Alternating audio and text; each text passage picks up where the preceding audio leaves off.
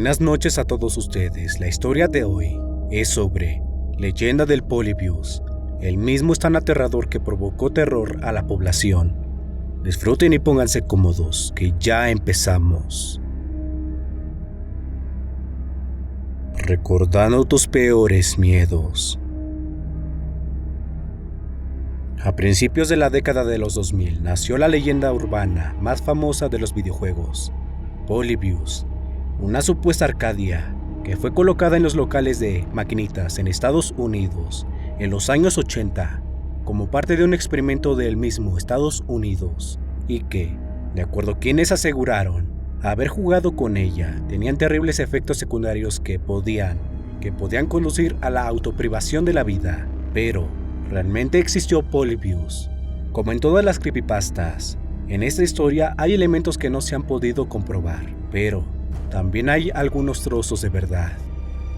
La leyenda de Polybius indica que, en 1981, se podía encontrar en distintos establecimientos de Portland, Oregon, donde pronto se volvió popular porque el videojuego era altamente adictivo, un sencillo shooter en blanco y negro, cuyo gameplay era similar a Tempest. A diferencia del inocente juego de Atari, Polybius tendría graves efectos secundarios, físicos y psicológicos en quienes lo jugaban: dolor de cabeza, mareos, pesadillas, alucinaciones, amnesia, terrores nocturnos y, en casos extremos, la autoprivación de la vida.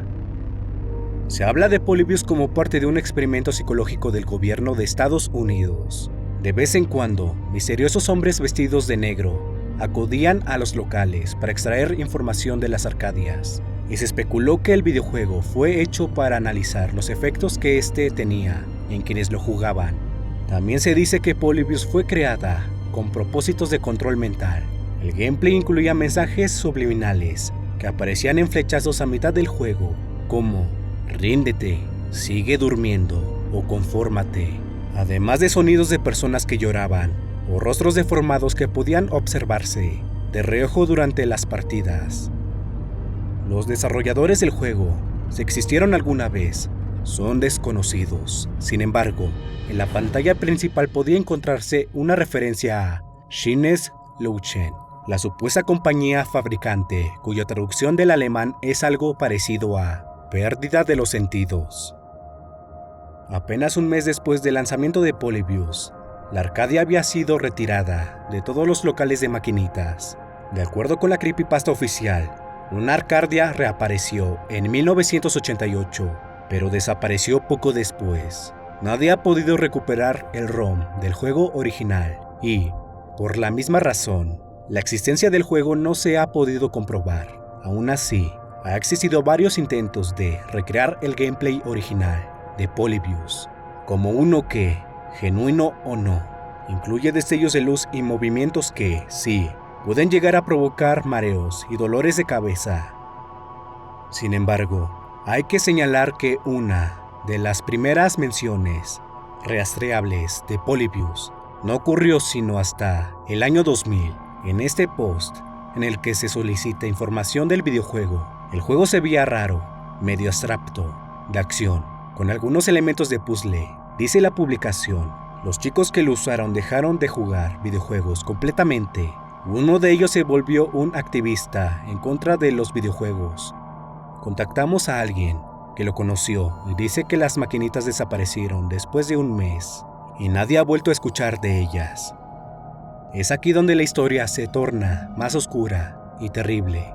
Spira encontró que Steve Roach podría ocultar más que una simple mentira sobre una creepypasta para ganar atención en internet. Un hombre llamado Steve Roach y su esposa Glenda fueron detenidos por la policía en los 90 antes de hundir a República Checa bajo los cargos de privación ilegal de la libertad y tortura, pues se encargaba de la seguridad en refugios de la World With Association of Specialty Programs and Schools y en Morava Academy, donde más tarde se supo ocurría graves abusos a los derechos de algunos menores. La periodista asegura que se trata del mismo Steve Roach que publicó su supuesta relación con la creación de Polybius. Después de todo, ambos tendrían algún tipo de conexión con República Checa.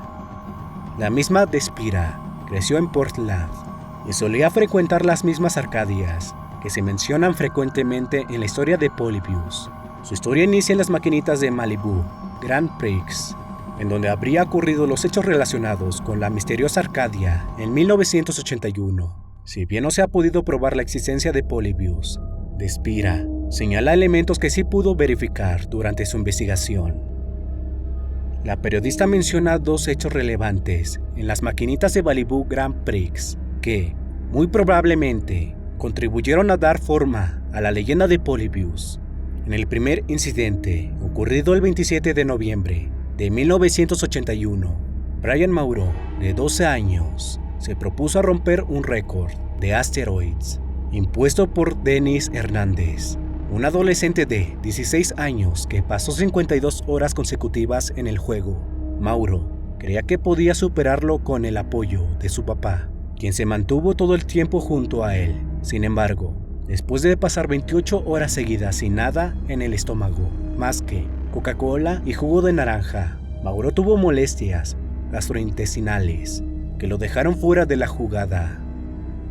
En el mismo día, en las mismas maquinitas, Michelle López, de 14 años, retó a sus amigos a vencerlo en Tempest.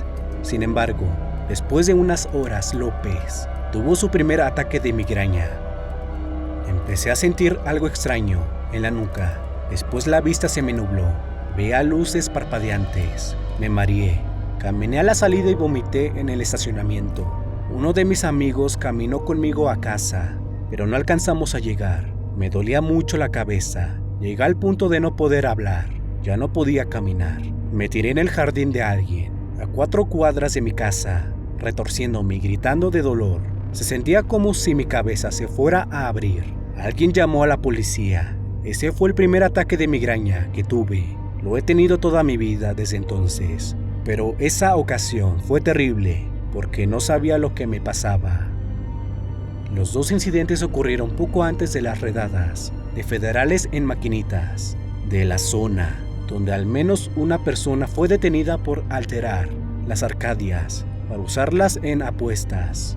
Entre las maquinitas incluidas en la lista negra de policía estaban Scramble, Galaxian y Tempest, que fueron retraídas de distintos locales de forma permanente. Coincidió con las 2 lesiones de videojuegos en Malibu Grand Prix.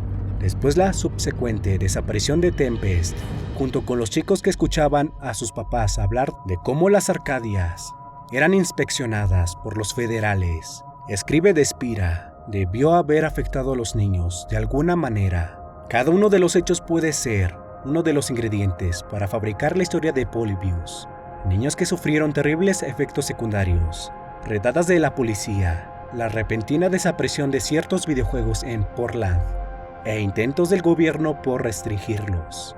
Eso explicaría el surgimiento del creepypasta 20 años después, cuando las niñas y niños de la época ya eran adultos con acceso a internet. Puede que Polybius sea una leyenda urbana con algunos elementos de verdad. Sin embargo, aún hay preguntas sin respuesta alrededor de la misteriosa Arcadia.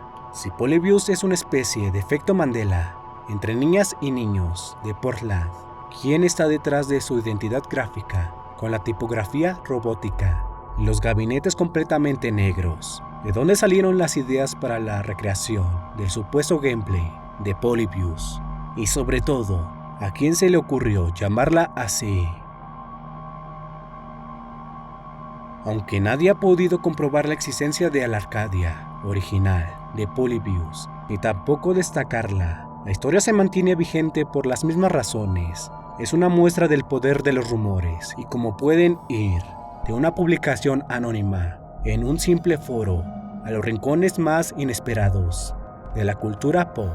Incluso Ernest Cline, autor de Ready Player One, ha declarado que escuchó de la conspiración de Polybius cuando apenas era un adolescente en Ohio y la incluyó como parte de su novela de 2015, Armada. Algunas leyendas urbanas muestran que todo es posible y resultan ser reales, como aquellas de los cartuchos de E.T. enterrados a mitad del desierto, en Nuevo México. Por otra parte, como escribe Kat Despira, es más probable encontrar a Elvis con vida en una nave extraterrestre que el ROM original de un juego llamado Polybius. En el fondo muchos deseamos que la teoría de conspiración sea real. Quizá es por eso que seguimos alimentando su lore. Nuestra nostalgia por épocas más simples también incluye sus historias de horror. Agradezco que se tomaran el tiempo para estar aquí. Espero su apoyo para más videos como los que he venido subiendo. Y si gustan apoyar, pueden apoyar dándole like y suscribiéndose para más relatos escalofriantes. Esto es Relatos Nocturnos. Y aquí recordamos tus peores miedos. Buenas noches.